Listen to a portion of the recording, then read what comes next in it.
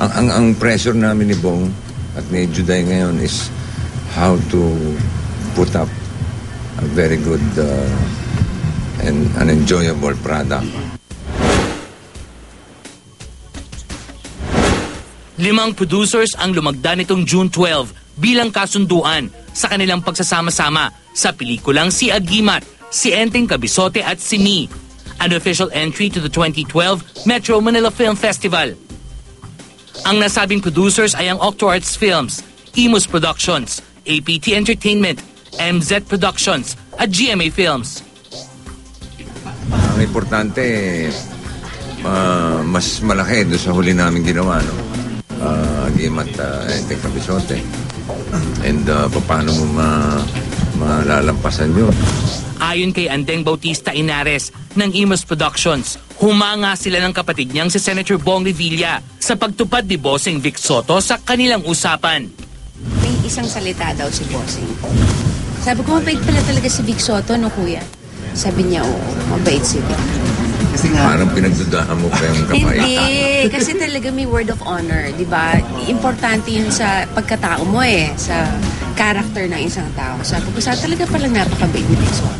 Bukod sa baliktambalang Vic Soto at Senator Bong, kasama rin sa pelikula si Judy Ann Santos, ang kumakatawan sa Mi sa kanilang movie title na initials din ang karakter na gagampanan niya bilang Maria Esguerra.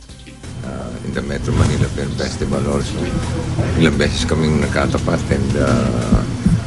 and Juday is Juday. We made sure na yung character niya rito would be at par with Agimat and Enteng Kabisote.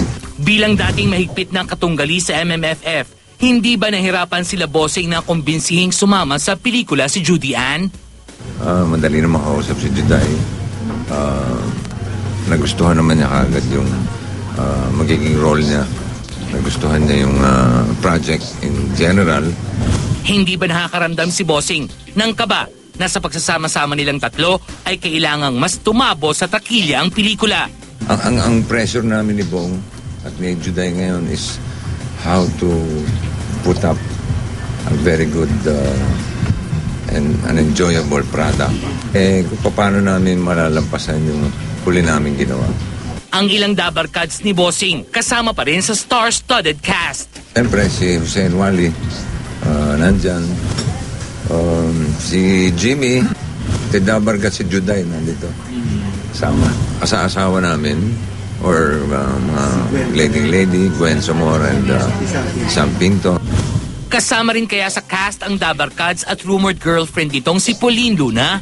Pagka may magandang role, dabarkads naman, si Alan Kay, hindi guess yun, nagtatampo yun eh. Si Ruby naman kasali. Si Ruby kasali naman talaga dito sa Enteng. Siguro, madami namang dabarkads na nagka-cameo palagi sa mga pelikula ni Bossing. Hindi naman yun bago. Ano naman ang reaksyon ng dalawa sa naisulat ang entertainment editor at Star Talk TX host na si Ricky Lo tungkol sa bali-balitang cool-off na raw sila? Ayan, tawagan nyo si Ricky Lo, tanungin nyo kung saan nanggaling yun. Sometimes, hindi mo maintindihan kung saan nanggagaling yung mga kung ano-anong mga nadidinig mo. Pag natatawa na lang ako, importante, alam mo yung kung ano yung tunay na nangyayari. Well, like what he said, it's funny na minsan may mga lumalabas na gano'n na hindi naman alam kung saan nangyayari, saan nanggagaling.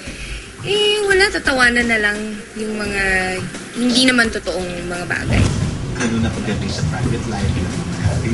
So, anong pwede mong sabihin sa akin? Dalawang salita lang. Hi, fans! Hindi naman, naintindihan naman nila yun. I don't think naman they would take it against me if I don't talk about it. Hindi naman yung stand ko ever since, lately. Na, I think it's about time na I keep some things private. And siguro it's the right time na rin. And I guess I've been open all these years na maiintindihan naman nila. Hindi naman magbabago sa ekonomiya ng Pilipinas yun kung ano man yung nangyayari sa love life ko. Tungkol naman sa intrigang tatakbo ito for a public position sa Quezon City. Just the fact that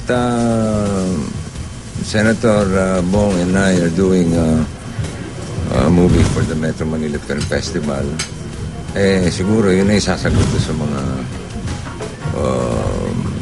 katanungan. Ako'y tatakbo sa mayor, tatakbo sa senador. Hindi pwede. Hindi pwede. Ang filing is, I think, October. Pag nag-file ka na, effective na yung, I think, naman. But I can be of help to our people without entering politics. If ever man natatakbo pa, may first lady. Dadamihan ko first lady para biro lang. Hindi naman importante yung first lady. Espinoy nga, binata presidente ng Pilipinas. Pwede naman yung binata Higit sa pagiging kilalang ladies man, si Bossing ay isang ama rin. May expectations ba ang father of 4? Wala pa Incidentally, that's on the 17th. That's the birthday of my son, Vico. So, I really don't know kung anong plano nila. Kung may plano sila magkakapatid. So, I'll find out pagdating ng Sunday.